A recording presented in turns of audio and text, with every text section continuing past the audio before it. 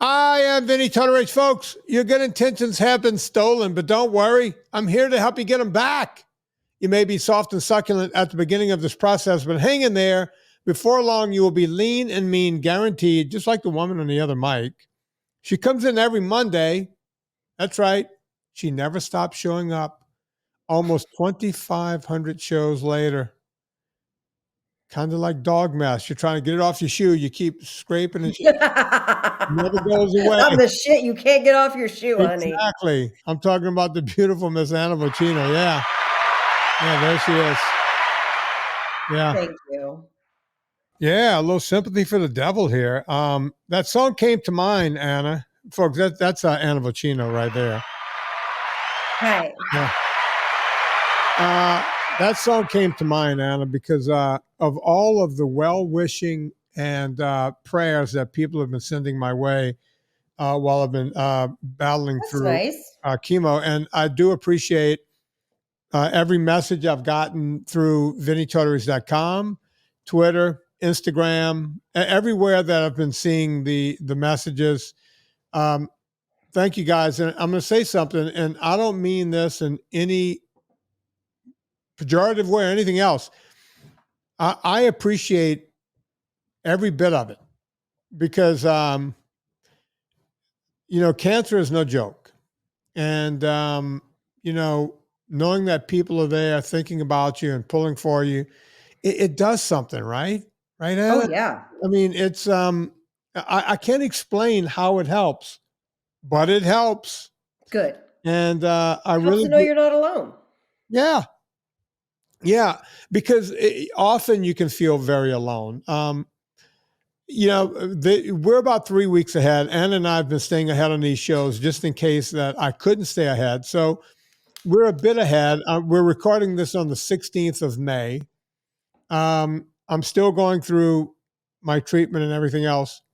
But I want to start with doctors. And Anna, I want to do two things. Yeah. I want to talk about advocating for yourself with doctors. But wait, there's more. There always is. There's always a curveball thrown out by the healthcare system. I also want to talk about, advocating for what's due you with insurance. And I know you've been dealing, because you and I have been talking off the air a little bit. I think this is a very important subject because, man, the world's gotten wacky when it comes to who's going to pay for what and when and where. And it's just nuts. Yeah. With that in mind, I want to start with an update. All right. So I've gotten all the chemo that they're going to pour in me.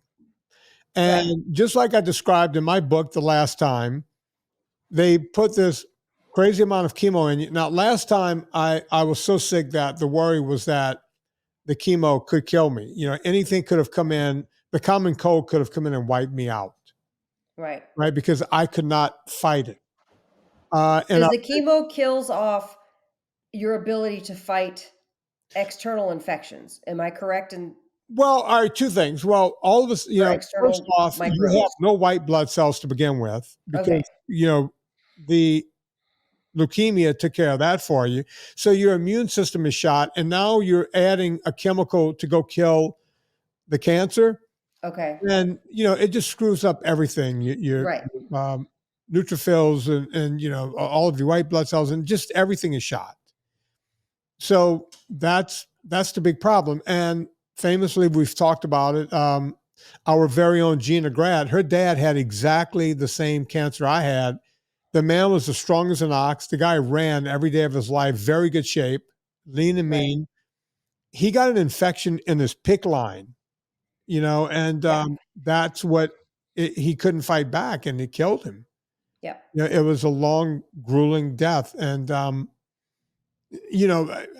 just horrible. So that's always in my mind. Now, the procedure between last time and this time changed a bit. I got the same amount of chemo. I didn't think it was the same amount, but it was the same amount, except no PICC line. I went in every day for 6 days, and I sat there for 4 hours at the infusion center, and they just keep pumping the stuff in you. Right. And then at the end of that, that's when you get the Neupogen, right? In one big shot, because And that's the one that makes you feel like your bones are breaking? yeah, so the first week you feel crappy from the chemo. The second week you feel really crappy because all of your bones feel, not all of your bones, your hips, your bigger bones, your quad, your femurs, that kind of thing, your knees.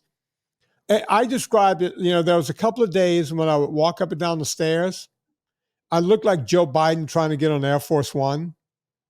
That's the only way I can describe it. Just an old man, like Mr. Burns on The Simpsons, kind of shuffling around. You look like a healthy guy, but you're shuffling, Right. You got stiff old man disease, and you're like, oh my God. And sometimes I had to go pee, and it's like, I just don't want to get out of this chair. Can I just be in this chair? Yeah. Like, Yeah. It's that kind of thing. All right. So, yeah, I went through all that. And then they started giving me, because the Neulasta is supposed to help create white blood cells to help you fight infections and bring your neutrophils back and everything and get your blood back on track. But now they're using other drugs. They gave me 2 other drugs. One was an antiviral, and one was what's the other one? An antibiotic. Okay. One for pneumonia, one for this and that, because they're really trying to go prophylactic on all stuff. They're covering all their bases. Last time, that didn't exist. 17 years ago, that did not exist in the protocol. Okay. But again, I go back to Gina's dad. Like, hey, they're giving me this. I'm taking it, right? Yeah. Because all I could think about was a very healthy man died, right? Well, a couple of days on that stuff, 3, 4, 5 days, and I start breaking out. It started on my neck. It started looking like I was really sunburned. You can still see my face is kind of red. Yeah, you look red. Yeah. Yeah, I haven't been out in the sun. I've been in the house, right? Yeah. But you can see my cheeks are rosy and my face. All right, my face was kind of welted up, and my body was covered. It looked like some. Remember when I show House and they would show like someone's body? It's like, oh my God, it's got these bumps. Like my whole body had a rash. Everything, just hives, just everything except my hands and feet and the top of my forearms. Everything else was just full on hives. And did you know right away what was causing that, or did you have to do some sleuthing? No, I have a person, a nurse that's connected to my doctor that I can call 24 hours a day. That's nice. And her name is Sam, wonderful woman. Sam, listen, something ain't working here. Right. So I go in the next day and do blood work. And they, I had to go in for my blood work. I'm doing that once a week anyway. So I'm at the hospital and they said, hey, go to the pharmacy and we have some prednisone there for you. And we're going to put you on a hard course of prednisone right away. Oh. So they put me on the prednisone. Now that's harsh. Now I'm up, like they said, take 6 of these right away. As soon as you get it, just drink down 6 of them. 6 pills, prednisone. Okay. That night, 3:00 in the morning in a dark room, my eyes are wide open. Yeah. I can't get any sleep. I can't do anything. You're that scene from The Exorcist where she crawls across the ceiling. Yeah, that's basically. Yeah. No, it's awful. Prednisone, you even if you took it's 6 pills, that's so many. Even if you took it at 7 a.m., you wouldn't be sleeping. It fucked with me. So I took the course the next day, and now it's really messing with me. And the bumps are really not. The prednisone is really not making the problem go away. Yeah. So the next day, I was tired. I was beat. I got on my spinner to try to sweat some stuff out. I'm like, I feel like I got to sweat some stuff out. So I got on my spinner and I was like, oh my God. And then I got off the spinner and I went to take a shower. The bumps were everything was pronounced. Oh no. So the prednisone didn't do anything? Yeah. So I call Sam back and I'm like, now folks, this is the part where you need to start listening to the story. You have to advocate for yourself. Okay. I said, Sam, you've never met me in person. I'm a very healthy person. I have a lean body mass score of A, B, C, and D. My heart rate right now, I'm looking at my watch. I'm standing and walking around is 52. I'm Yeah. not out of shape. I eat on point. I don't eat any junk food. I'm Ever. not going anywhere where anyone will breathe in my face. I'm not going out in public. I'm in the house. Why am I on these drugs? And she goes, well, it's probably the one, the antiviral, the one for pneumonia. So let me ask the doctor. So the doctor goes, yeah, stop taking that one immediately. Okay, stop taking it. I started feeling better within 24 hours. Mm-hmm. But still, I got rashes and bumps and. Are you still taking the prednisone, or did you stop both of them at this point? Hang on. So the next day, I'm on the phone with Sam again. I said, Sam, I was on this same drug, the same chemo 17 years ago. I took nothing.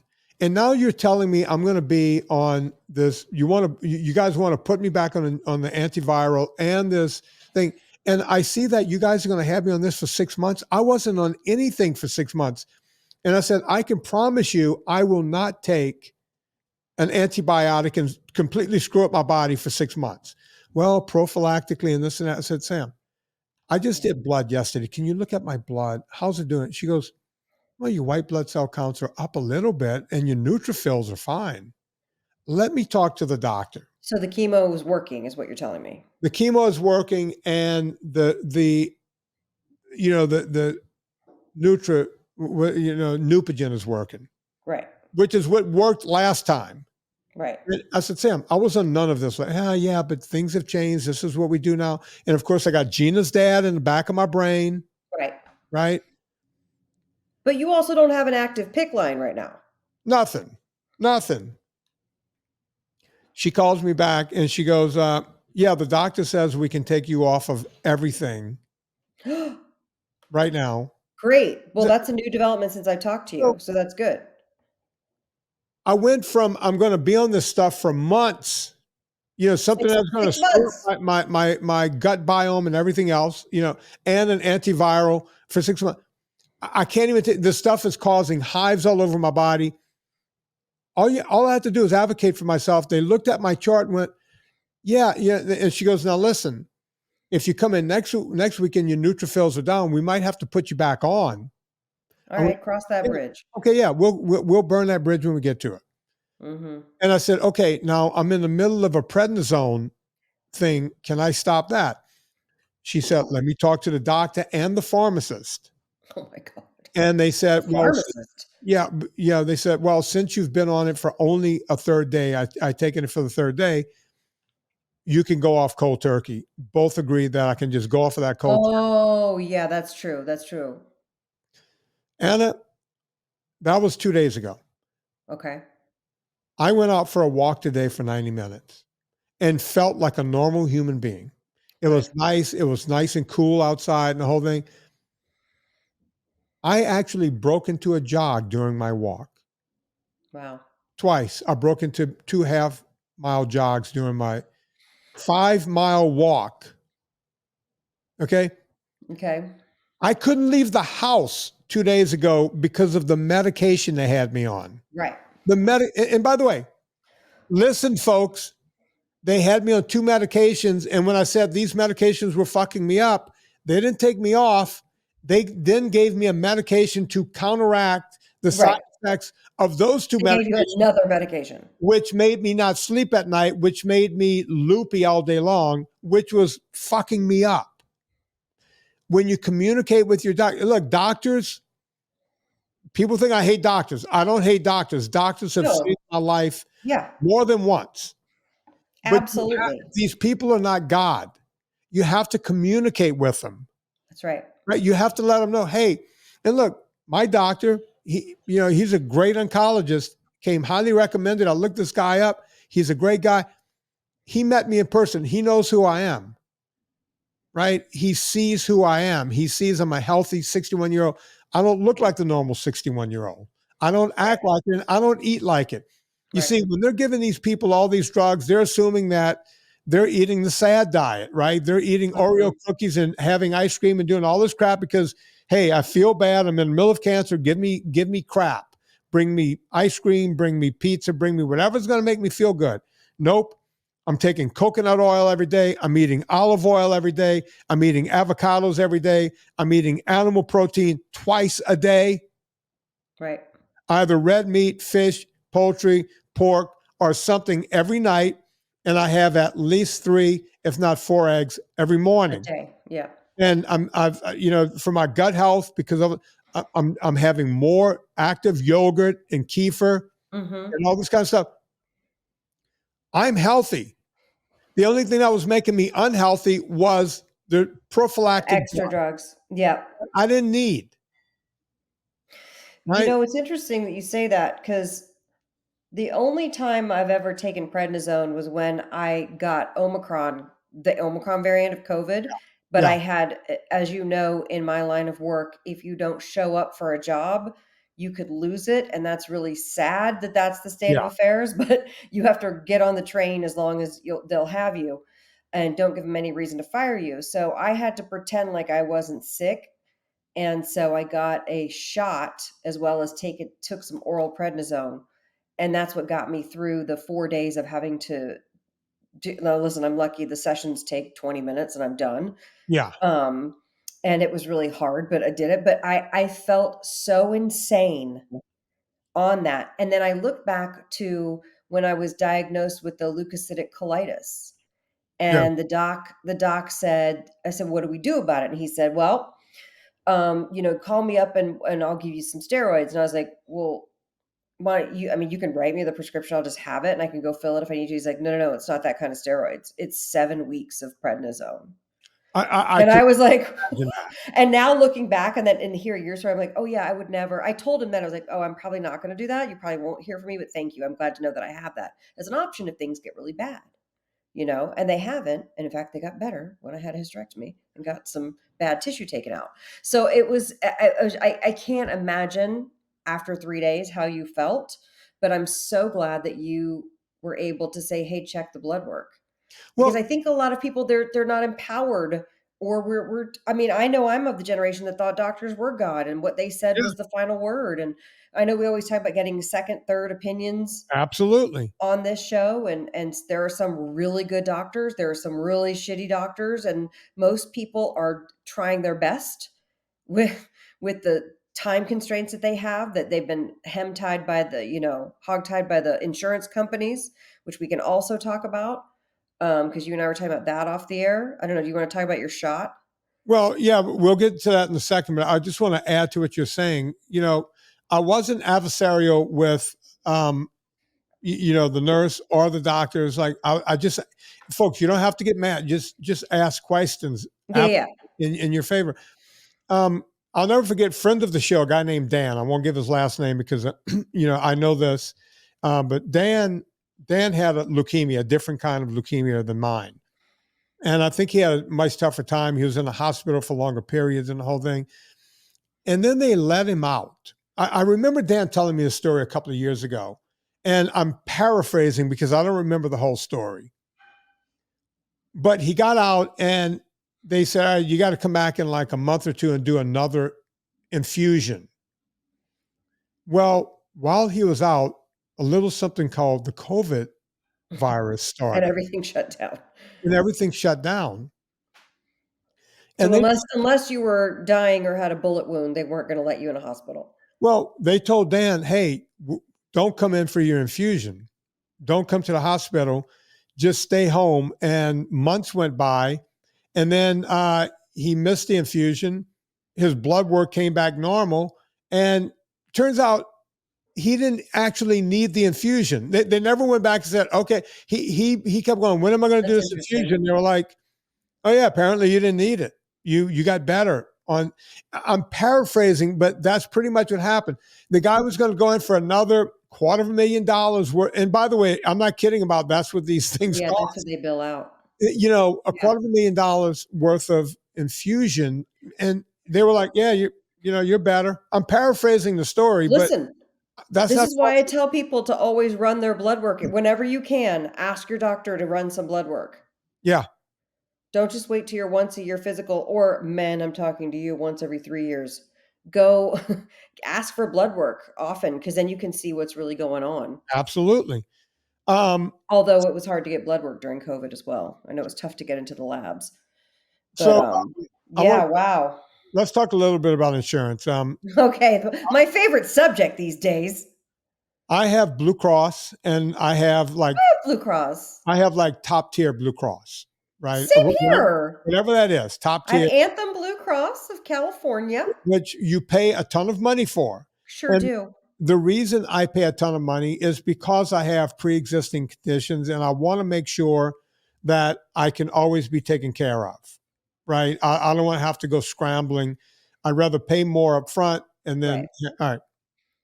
Well, Because you're paying more so that you have coverage. when So I I need just it, want to set that, I want to set that sentence up. You're paying more money right, so that they provide a service called coverage. right.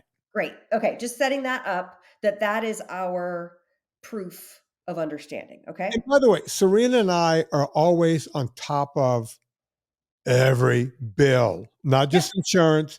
We are on top of yep, every bill, right? I don't let okay, anything slip by. I don't, I'm a tight wad. Well, at some point, and I didn't even know this, but I'm in the hospital, and after an infusion, after my last infusion, they said, okay, we're going to give you this Neulasta shot, which is the Neupogen. Now, the last time I had it, it was What, actually, Neulasta is the same as Neupogen? yeah, after 10 years, they lose their Oh, thing. So everyone else can so sell it. they rebrand it and Back, trademark it. right, back when I took it last time, I was giving myself the shot every day. And So is there generic Neupogen you could have asked for? hang on, I don't know. The way it used to work was Neupogen. I remember they were telling me these shots are 1,500. You kept it in the fridge. They were $1,500 a day, Right. and I had to take them for 8 days. Mhm. So do the math. Right. Over $10,000. Right. $14,000. All right. This time, Neulasta is Neupogen, but they give you the whole dose at once, and it slowly releases in your body over the Okay. next 7 days. Right. So that's how they changed it. They made it a time release thing, and then they could trademark it so that no one could. Right. Well, Yeah. these companies lose their trademark after so many years, and then everyone Right. else makes it on generic. So they give me. So I'm in the hospital, and they said, "Okay, this is your Neulasta shot." They give it to me in my arm, and I leave. No big deal. Mhm. By the way, it's a small amount of. I didn't even feel it going in or whatever. About 2 or 3 days later, I get a call, and at first, they were like, "Hey, this is something something pharmacy, like some online or something." I was like, "Yeah, Right, like Express Scripts or Caremark or whatever the yeah, yeah, some words." And I was like, "Yeah, how ups can I and help?" downs.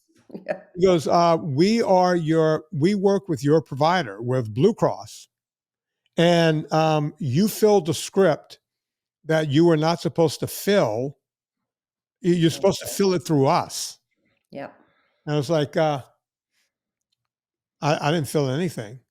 This is before they got me on these other drugs. I didn't have this Right. You plethora of, hadn't even started the antiviral and the antibiotic and whatnot. yeah. And they said, you filled something called Neulasta. I said, no, they gave me that as an injection in the cancer At center. at the infusion center. Well, you were supposed to fill that through us. I said, sir, How? did you hear the words coming out of my mouth? I didn't ask my doctor if this was a prescription. They gave me a shot. I said, as a matter of fact, they gave me a lot of shots. They gave me every time I went, they gave me a half a bag of saline, and then they gave me the cladribine, and then they would give me other shots. I'm not asking what these shots are. You're telling me this is something that should have been filled by my pharmacy? Yes. And I was supposed to take this shot myself? Well, I don't know. I said, this was given to me at the hospital. This does not go through a pharmacy, Right. right? He goes, you're supposed to fill it through us. I said, listen, stop with the idiotic language. There was Right. nothing to fill. So as it turns out, the hospital worked through it with me because we had to call them and get it straight.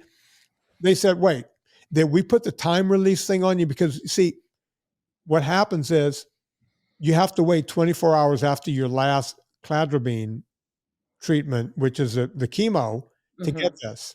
Right. They had me come back on Monday and they gave me the shot in the clinic. What they would normally do is stick it on your body and it releases 24 hours later so that you don't have to come back. Had I done that from the hospital and walked out, I would have been stuck with a $16,000 bill that my insurance company wouldn't have covered. That shot was $16,000. 16, I'm not stuttering here. $16,000. And look. Well, we're in the wrong business. Because the last time I took 8 of those shots at $1,500 a pop, which was close to that price. So yeah, it tracks. 16,000 for one shot. By the way, folks, one little amount of drug that should not cost $16,000. I don't give a fuck. I'm sure it doesn't cost that in other countries. Oh God, no. They probably give it away in other countries. But the bottom line is that had they... But you did sort it out. Supposedly it's sorted out, but we have to go through steps. You need to see it in writing before you know it is. I don't want to get into the boring of all the phone calls. Oh, I know. While you're fighting cancer, you're also fighting with your insurance company with the phone calls and being put on hold and doing other stuff. Again, it's another place where you have to advocate for yourself. Yeah. Listen, if they would have put that time release thing on me and I walked out of there, I would have been on the hook for 16. I got off on a technicality. You did. Because the hospital, before they put that shot in me, got it cleared through the insurance because they were putting it there. But this guy didn't know that from the whatever this. So what would have happened if you had got a $16,000 bill? They wouldn't have even covered partial that? I would have been on the hook for $16,000. But they're not even responsible for it for a little tiny bit? Because you pay out the nose to be covered again. You pay out the nose, and that covers. I'm already past my out of pocket. I'm past my, the other thing. Yeah. You've exceeded all the deductibles. I get it. But some drugs, they just shoot right. They just say we don't cover it. Yeah, we won't cover that. And you at all. Yeah, you went ahead and had a life-saving drug. Okay, that's on you, folks. I great. ought to ask who's covering a shot in the hospital, especially when they're poking holes in you every which way. I looked like a Cupid doll when I left there. Just poking holes in me. I'm going to tell the hysterectomy surgeon story in a second, but it does make you think that before you have any procedure, you need to sit down and be like, I need to see the bill, like how with the mechanic, they have to bring you the estimate, and now it's at the dentist. They have to bring you I think that you need to sit and see the bills. I don't know how else to handle this. I thought okay. Should I talk about the hysterectomy surgeon? I would love for you to, because which by the way, going to be the only story out there.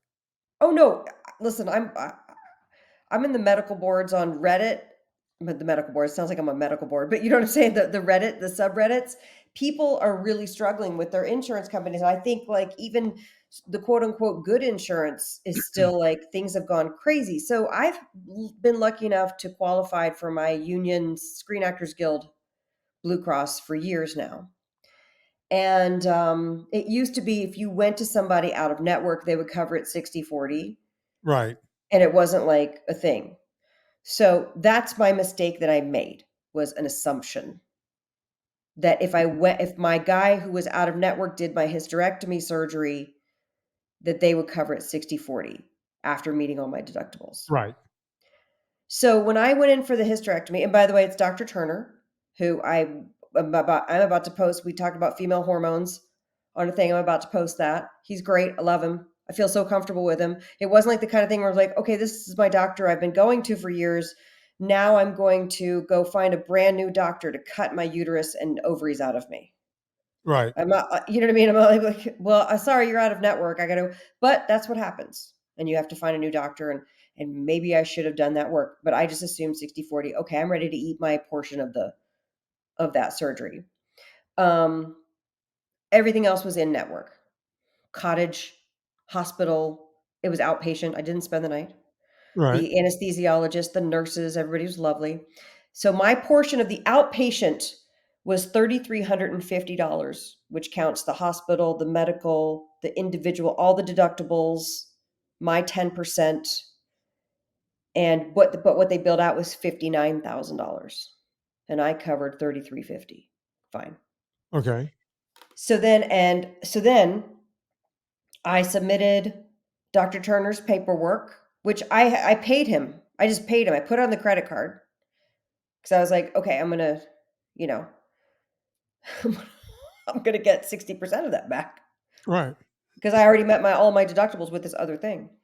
Or even if they apply the deductible to him, you know what I mean? Whatever. At least I'm gonna get like a few grand back. Right. And I charge it, put it on the Visa card, had my hysterectomy, and technically it's an oophorectomy and a hysterectomy. They removed both ovaries and the uterus and all of the myriad fibroids and adhesions, and it was a mess. Got Right. it out. Great. Went home that night. Great. I wasn't even any trouble, Vinny. I wasn't any trouble. Yeah. And which, by the way, most women do spend the night in the hospital. You and my mom are the only two people I know that they're like, all right, you're done. I'm gonna go. I'm just going to walk on out of here. Yeah, I'm And done. I'm gonna go. I'm yeah. gonna go. And so, so I submit the super bill, all the things, and it's laparoscopic, thank God. And they come back. And by the way, the reason why I talk about this, and the reason why Vinny does too, the reason why I talk about this is the reason why I say I'm a HIPAA violation of myself is if for some reason me telling this story helps somebody else out there fight their insurance company, Absolutely. I hope it does. But Yeah. don't at me with some bullshit. I don't need it. Right. I chose to spend that money with my doctor on a surgery that I needed. Okay. Absolutely. And I don't think $8,000. The oophorectomy portion was $4,000. The hysterectomy portion was $4,000. I don't think it's that crazy, considering the hospital and the anesthesiologist and the two nurses billed $59,000. Just you have one body, one life. You do with you right. do the best for you, is what I always say. So the insurance company comes back with a statement of an explanation of benefits that says, on this is such a date, you had this thing. We are denying paying it because the contracted rate for a hysterectomy is $1,100. And I was like, contracted rate? Says who? Who determines this contracted rate? Did you go, what? Did you go to Tijuana and get a price there? Because I don't understand where you get $1,100, because that's not what it should cost to cut a woman open and remove her body parts. Anesthesiologist costs more than that. Of course. Yeah. Of course. So and they said, because if deductibles, blah blah blah, we're sending you a check for $383, which is what we owe minus all the rest of your deductibles, 60/40 on $1,100. Sorry. So I immediately call Anthem Blue Cross and get a helpful man on the phone. Wish he was the decision maker, because that would have been a lot easier.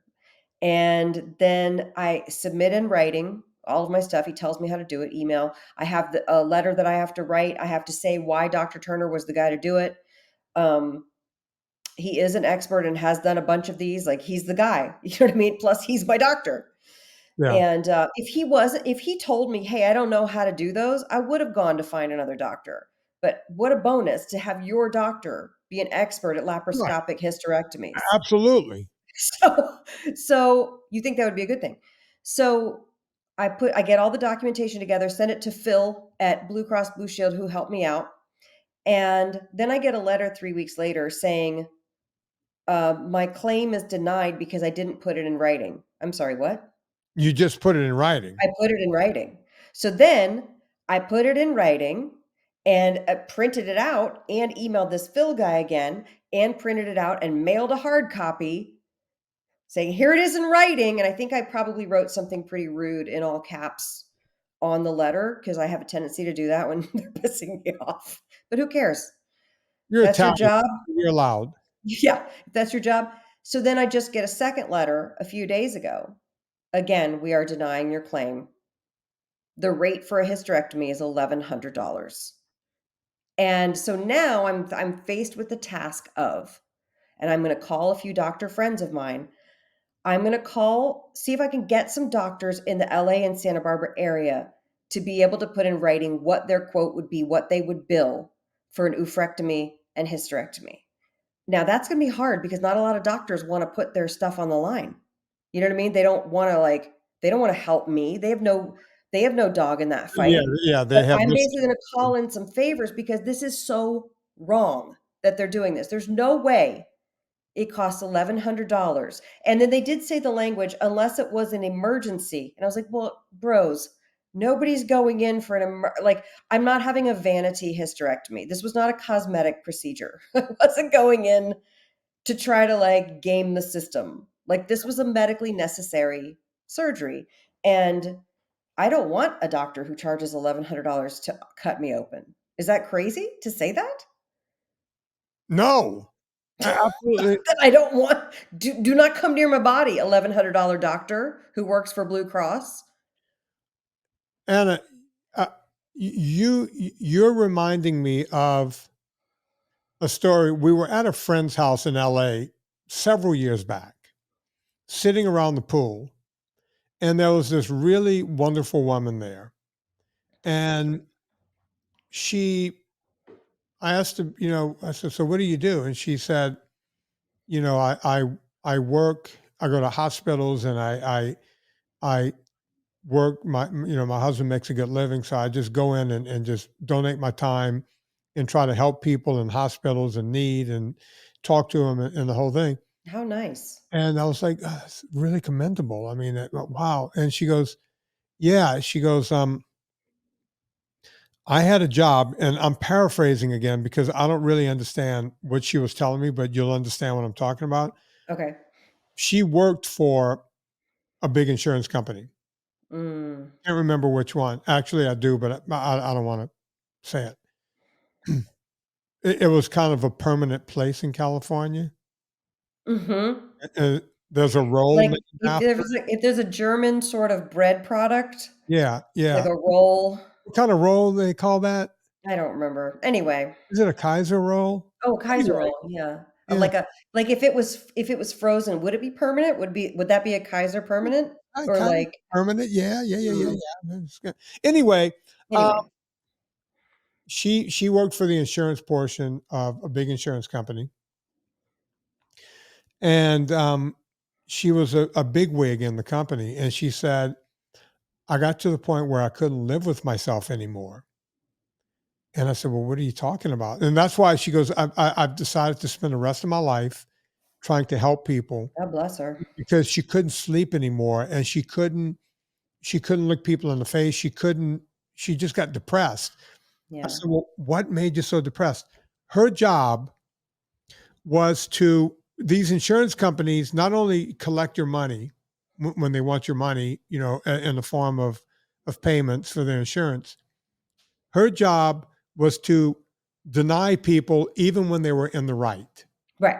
They have people set up in these companies. So that's who I'm talking to at Blue Cross. Deny, no matter what you do, just keep denying.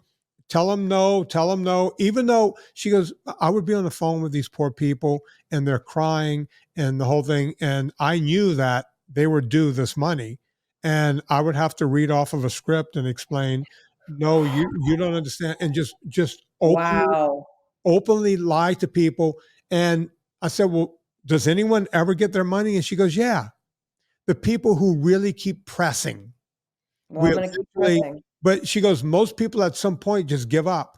And I was telling this kind of story to someone here, someone who is in a political sector here, someone who was a judge here for a while. And I live in Central Virginia now. and I live very near UVA Medical where I'm being treated. Mm-hmm. She said, UVA Medical is the number one reason people go bankrupt in Charlottesville. Number That's one reason. disgusting. That's disgusting. Because they will go after people relentlessly and just ruin their lives when they can't pay because That's disgusting. because these people don't know how to Shame on fight them. the insurance company, and then they just go and sue it. These are the people that are saving my life right now. I'm talking about, right? As you know, I don't care. Sure. I'm the guy that goes to keto events and tell people not to eat the crap in the halls. That's I don't give a fuck. true. The number one reason people lose their homes and go bankrupt. You can't, because you got sick, you deserve to lose your home just so that UVA can get a paycheck. I'm sorry. Something's fucked up about that. It's crazy. It's crazy. And by the way, I understand that me paying 11 grand and change out of pocket for a surgery is chump change compared to how most people are getting ripped off out there by insurance companies. Right. Like, I'm willing to eat that and pay off my credit card. I get it. But it's the principle of the matter where I'm like, well, what are you talking about? I'm going to fight this because I just don't think that anyone should settle for like, oh, okay, $1,100. Sure. I guess all of our, and by the way, should our doctors not be paid for, I don't know. It's the system has gotten so insane. You see, Anna, as soon as they called me and said $16,000, I went to UVA and said, hey, you guys never told me this was a prescription or this or that. Yeah. You have my medical insurance. You guys stuck this shot in me as a matter of course, and you just did it. No one said. You're lucky they owned it, though. You're lucky they owned it. I put it back on them, and I said, now you guys need to go to the insurance company and get your money. And it turns out that they have figured it out. So they're like, we're UVA. We get our money. We get our money. And it's like, hey, if you come after me, I'm going to lawyer up. Right. I'm not a guy that's going to sit back and just go, oh yeah, here's 16. By the way, one of them UVA lawyers. I'll spend 16. A recent graduate. Yeah. Of course, she's practicing law in New York, but I can look. Get her on the bar in Virginia. If I had to spend $16,000, it was going to be against them. I wasn't going to just hand them money. It's not fair and it's not right. And when when they know that they're dealing with someone that's not going to fuck around, that's what happens. Can I tell a little story to lighten the mood? I would love for you to tell a little story to lighten the mood. Because we've been going 45 minutes railing against insurance companies. And by the way, again, you guys, I hope this helps somebody. I mean, Anna, you might remember when I had my shoulder done, there was one doctor in the country, the guy who invented the surgery. Right. Blue Cross of California denied me. Right. And I said, it says they want you to go to the $1,100 guy, shoulder guy. It says in the paperwork, if there's no one in your area that can perform the surgery, you are allowed to go anywhere in the country to get it done. What did I do? I legally moved to Washington State. I legally moved there. How? I got an address. And by the way, I didn't get a P.O. box. There was a friend of mine who had a mom. Oh, my God. I moved in with the grandmother. I paid some of her bills. I did all the things you have to do. I said, hey, I'm taking over your water bill. I'm taking over your lighting. And here's rent. By the way, I gave her $10 a month rent, but I paid her other bills. But you have a lease. My name was on the bills. Right? I legally moved on paper. Had my surgery. Got it taken care of, and then I legally moved back to LA. Now, you want to say I cheated the system? You can say what you want. I did the legal thing. I actually got an attorney to help me. I said, what do I have to do? He goes, you have to pay rent, you have to have water, you have to show gas bills and all that. Told this woman, hey, you get free services for a nice couple of months. How about that? She was like, have at it. And she goes, you're rent free. I went, nope. I got to give you a check. I need everything to be amazing. Boom. But that's what you have to do. Most people are not going to do what I do. I'm a fucking nut job. I'm going to do what it takes to get shit done. Well, you're making me think too. I really hope some of these doctors will tell me for real what they would bill Blue Cross, because I bet you anything, because the anesthesiologist charged way more than that when it Right. was broken down. I would bet the surgeon would charge more than the $8,000 cash price that Dr. Turner charged me. I bet you anything. I bet they would bill Blue Absolutely. Cross way more. And so in a way, I'm saving them money. You're welcome, Blue Cross. Yeah. Okay. Last week we recorded the podcast, We right? sure did. It was on my birthday. Yes, we did. Happy birthday. Yes, we did. Oh, thank you so much. Let's not relive it. Yeah. Let's not be reminded that birthdays keep coming. So that evening, after you and I podcasted, friends, I met Lauren and I met 4 other friends at a wine tasting in Los Olivos. Okay. Mhm. I'm saying this specifically to set the scene. You All know, right. Los Olivos is that picturesque Beautiful area. town, tasting rooms, cute little general It store, looked like very, Hallmark would go there to do a movie. then they have. Yeah. So listen, I'll be honest with you. Since going NSNG, and I love wine and I love winemakers, I think they're fabulous people in a fabulous industry. However, unless I'm having wine with a little bit of food, Mhm. I don't love it like I used to because it tastes very sugary to me. Yeah. Right? Even the wine where they're not adding sugar, which some of them are, now I can tell immediately when the winemaker's cheating and adding sugar, Yeah. immediately. I'm Because saying there are, yeah, but I don't know that because you as you do. know, the only time I have wine is in France, Any England. any sort of decent winemaker, just a little bit of lessons here, will let the naturally occurring sugars ferment with the natural yeast that's in the air. They will not add a yeast. They will not add sugar and then add a yeast. Cheap winemakers will do that, but a good Yeah. winemaker will do it the right way. And what's left in the glass is 3 to 4 grams of residual sugar. Right. Now, if you're a regular standard American diet person, you will think those wines are very dry, meaning no sugar. I think they taste sweet.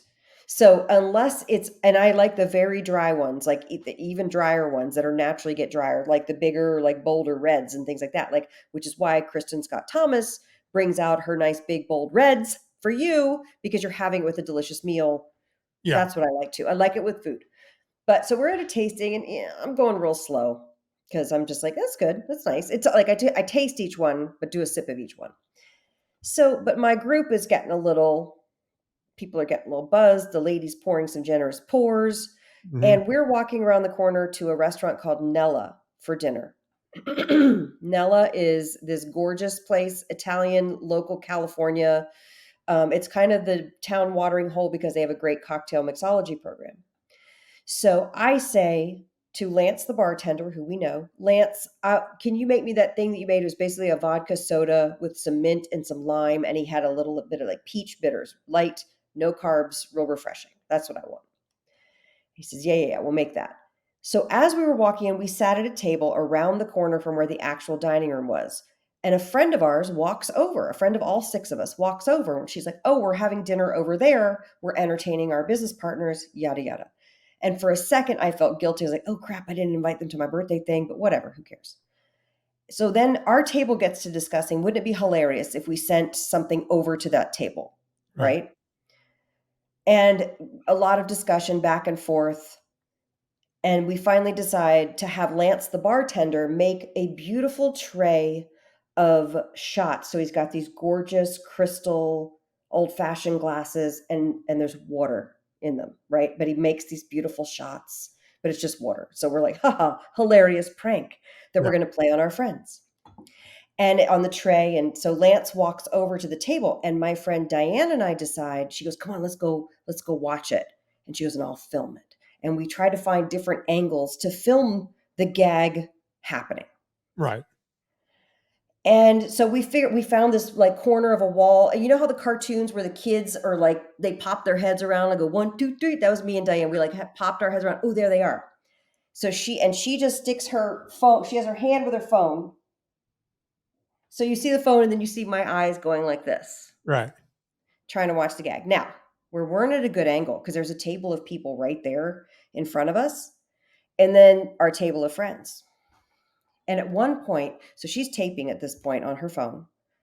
And at one point, you hear me go, because I saw Jeff, my friend, he tastes it, goes, tastes like water. And I go, oh, Jeff just said, he says it tastes like water. And I think this is the most amusing thing. Right.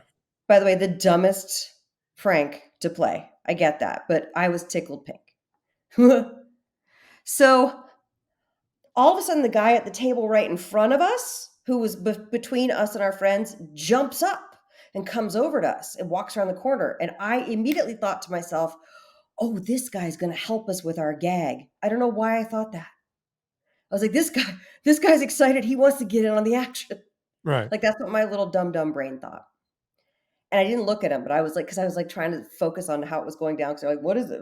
Everyone's looking really confused. We're like, oh, this is hilarious. And he goes, what you snapping? And I was like, oh, we're playing a joke on our friends. Like, and I was like, and I went to look at it again. He goes, because my wife says those fuckers are filming us. And I turn and I look and I was like, wait, what? It's John Corbett. Oh, God. John Corbett jumped up. He thought you were taking pictures of him.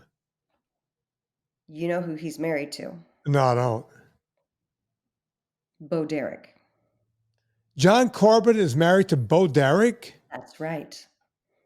I wanted to be married to Bo Derek. I know. That's why I had to tell you the story. So I was like, oh, shit. And then it took me a second. I was like, wait, he thinks we're filming them. We're trying to film our friends taste their water shots. Oh, and at this point, I hadn't seen anything that Diane had filmed because I'm just looking from my point of view.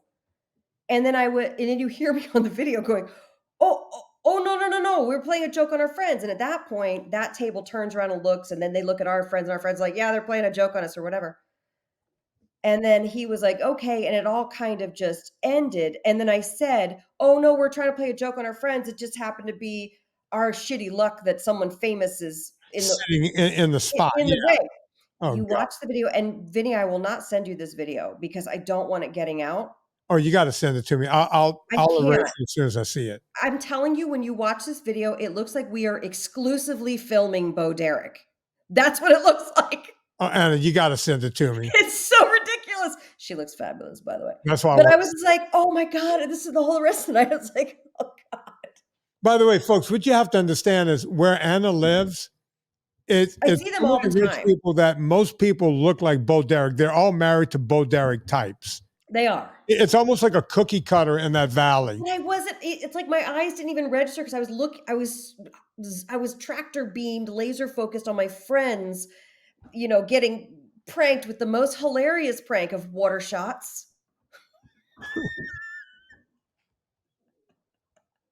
And we filmed Bo Derek. And then John Corbett was so mad. Rightly so. It looked like we were filming her, and we were. That's the whole thing. It wasn't our intention to. And I was like, Diane, you're cut off from filming anything from now on. But also, I'm cut off from not being aware. So I thought you'd appreciate that. It's literally just a video of Bo Derek. Are you Googling her right now? She looks great. And by the way, he was trying to be really friendly. Like, he was trying not to be so aggressive, but then it came out with those fuckers are filming us. And I was like, wait, what? Oh shit, it's John Corbett. Why is this happening to me? God. I thought you were trying to help us with the bit, John Corbett. Yeah. I had no idea they were married. Yeah. They've been together a while. That's messing with me a little bit. I see them all the time. Of course, they don't know who I am, but I see them all the time around town. Yeah, now you see them in your phone because you're shooting them. No, I can't. I watched the video once and I cringed so hard. I'm like, I can't. So anyway, thought you'd appreciate that. I know you wanted to be married to Bo Derek, but now you know. Now you know that you just have to fight John Corbett for her. Screw that guy, man. I don't want her anymore. He ruined Bo Derek. He ruined it. Oh, God. Anna, by the way, we still have, let me see. I can't remember what the discount is. Let me see if Chris wrote back to me. We still have the discount on the nut butters? The nut butters. Was it 10 or 15%? I thought it was 15. Okay, folks, it's either 10 or 15%. If you go to nsngfoods.com, the ultra fat, put in promo code Vinnie, The discount is either 10 or 15% because I don't want to lie and say it's one. It could be 15. It's probably 10. At any rate, it's a discount. If it's 15, that's about as low as we can go on those discounts because that's giving it away. People have been writing to me. They've been stocking up on it. Go get your ultra fat right now. And you want to do that. Anna Vocino's got a lot of stuff going on over there. You want to go to eathappykitchen.com. I am stoked because Anna's been sending me product. Sometimes I wish I had cancer more often because she just sends it to me.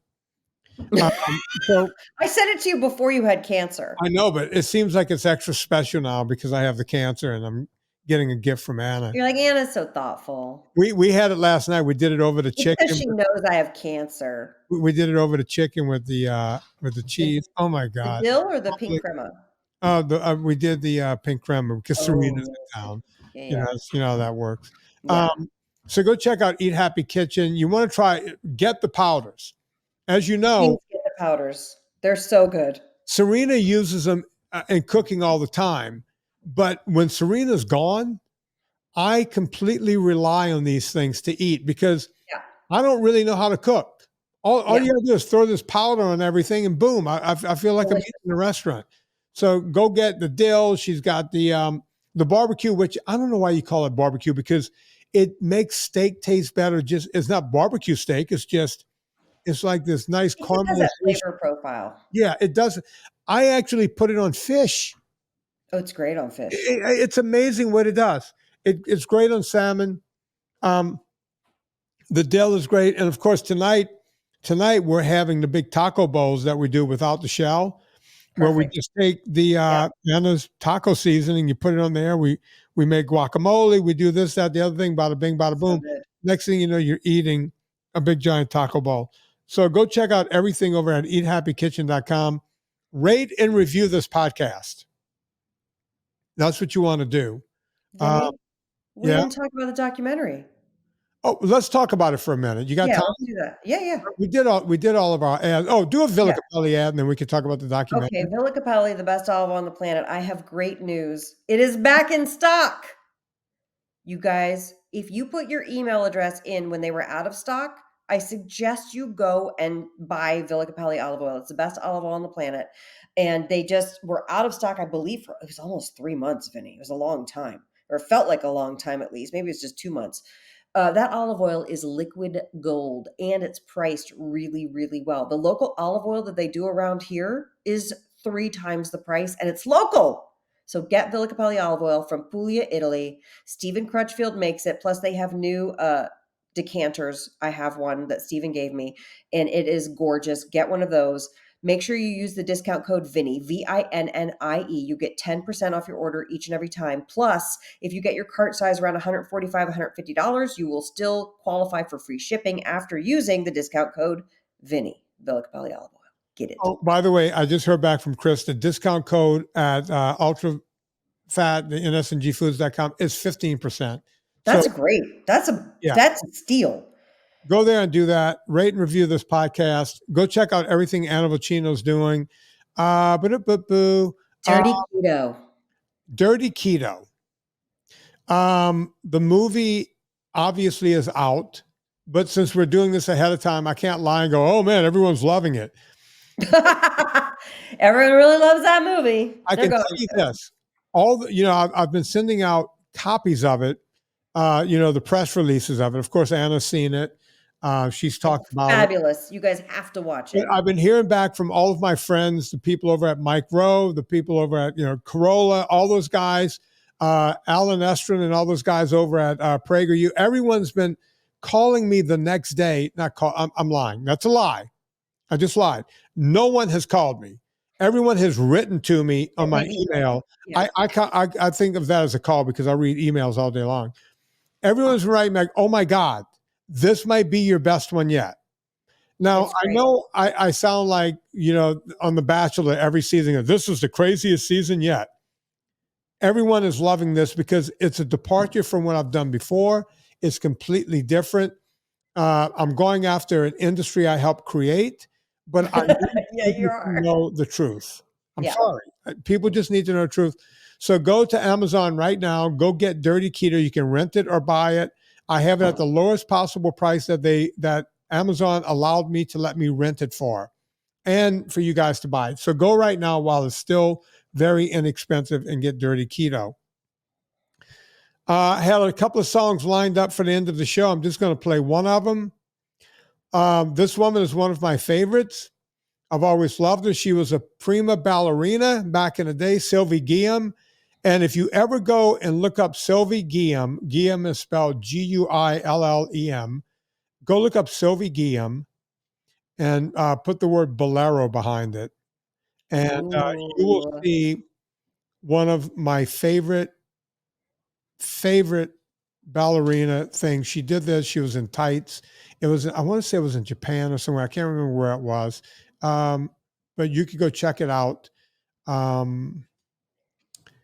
Here's Sylvie Guillaume dancing to Bolero. And of course, we're thinking of Bolero right now because of Bo Derek and the famous song from the movie 10. And then the movie Bolero after that. On behalf of Anna Vocino, my name is Vinnie Tortorich. Put life into living and do it with this.